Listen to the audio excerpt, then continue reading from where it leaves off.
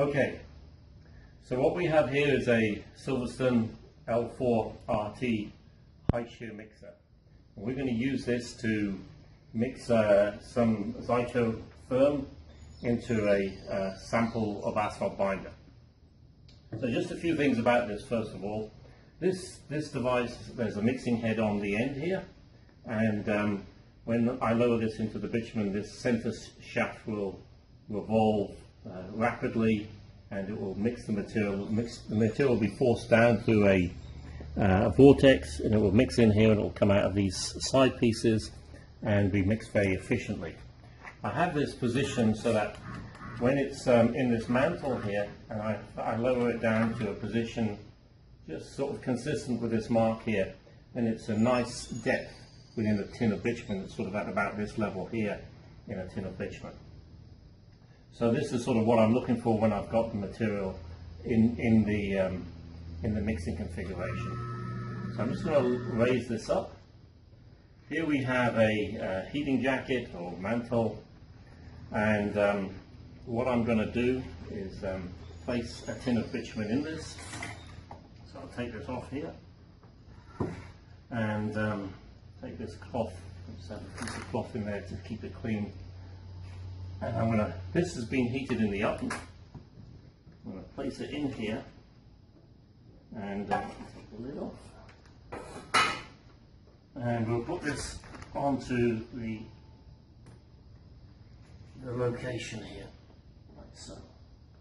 Now if I position this the right way around, very carefully, and I can lower the mixing head down into the hot bitumen. Right. Now, one of the things that I've got configured up, and the reason I have this heating mantle, is I have a little cover which I can put on here.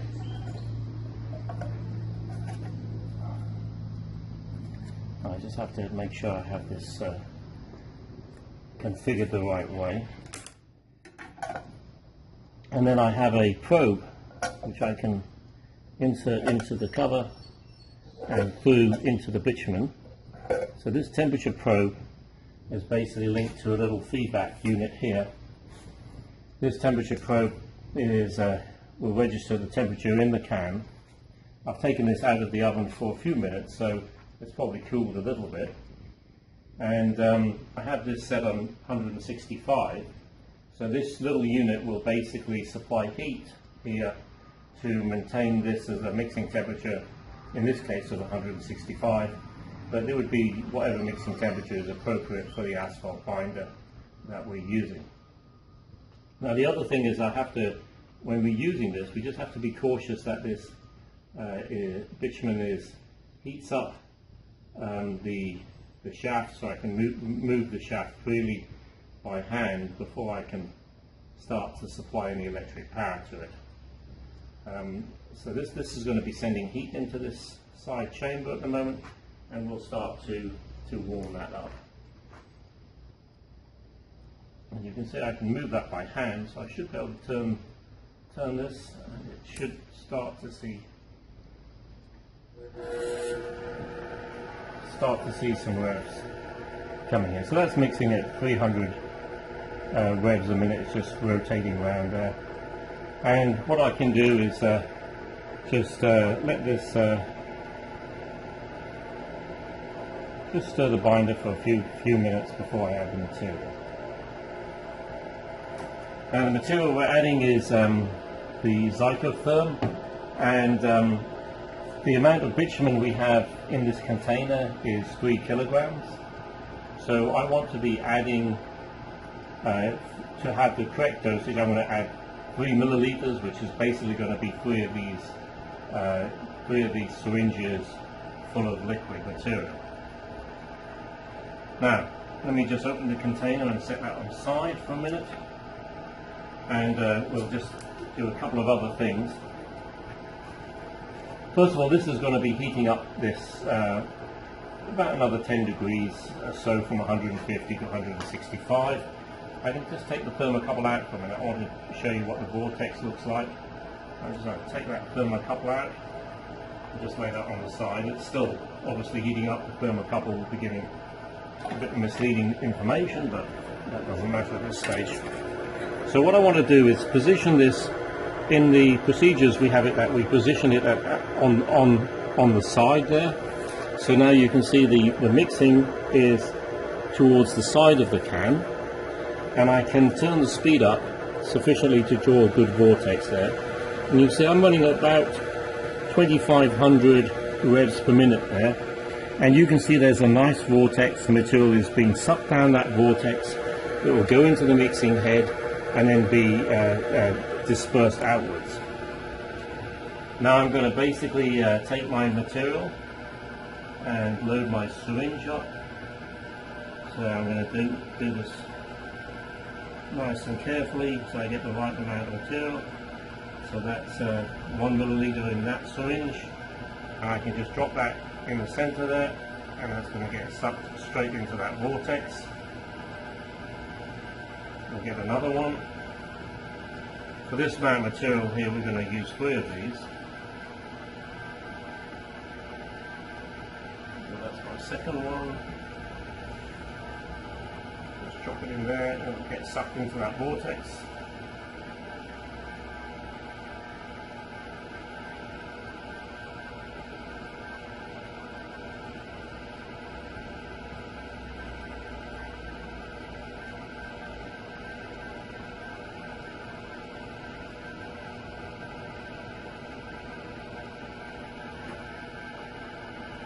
Well, this is my final one, so that's 3 milliliters added into that. I can just carefully put that aside somewhere, put the lid back on, and what I'm going to do now is put the lid back onto this tin canning which I'm mixing in, put my temperature control back in. Remember, while I've had that temperature control out, there has been heat supplied to that to this jacket that whole time. Now the temperature will basically come back up to what it's reading correctly, and it will we'll see this coming close to probably about 160 now, and when it gets to that temperature, then it will decide whether it needs to supply heat to the jacket or whether the jacket's at the right temperature. And we can turn this up to about 5,000 revs per minute. That's going to give a very nice dispersion there. So I'm now going to let that run for about 10 minutes. This unit will maintain, will keep supplying heat to this outside of this jacket, so this will maintain a nice heat in this assembly. And basically allow a good mixing and dispersion while that's in that system. So we'll come back in about 10 minutes and we'll turn that off, and then we'll take the sample out.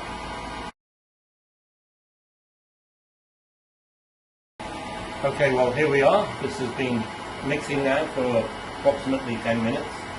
So I'm going to basically turn the mixer off and dismantle this unit. I'm going to turn my the heat off. I don't need the heat anymore. I'm going to get a piece of paper just to clean up these probes. So we can clean that probe up and set that on one side. I prefer to use paper rather than solvent, and this is easy enough to work with. And now we can start to turn the speed down a bit. I'll just turn it down nearly to the stop. I'll take this little protective lid off I have on there. And now I can turn the heat or the speed right down and basically lift this up. So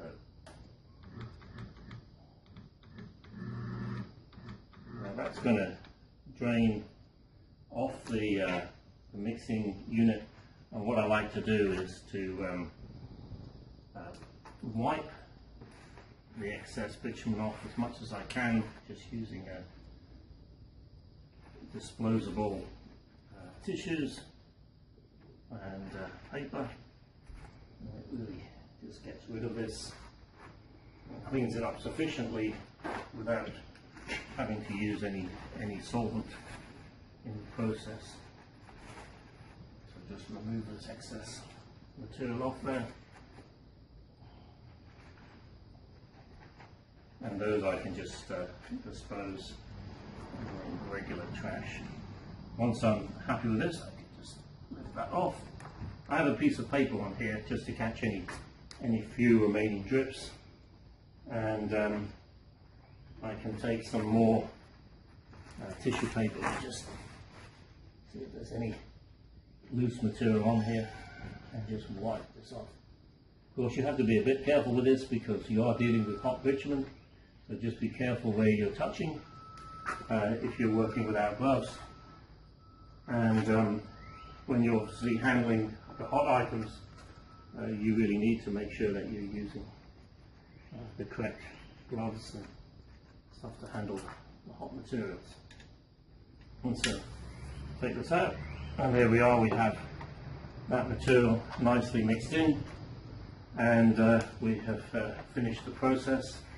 I'm just going to set this back on here, put another little piece of tissue on the top here just to keep that clean in case I get any odd drips fall in here. And there we go. Okay.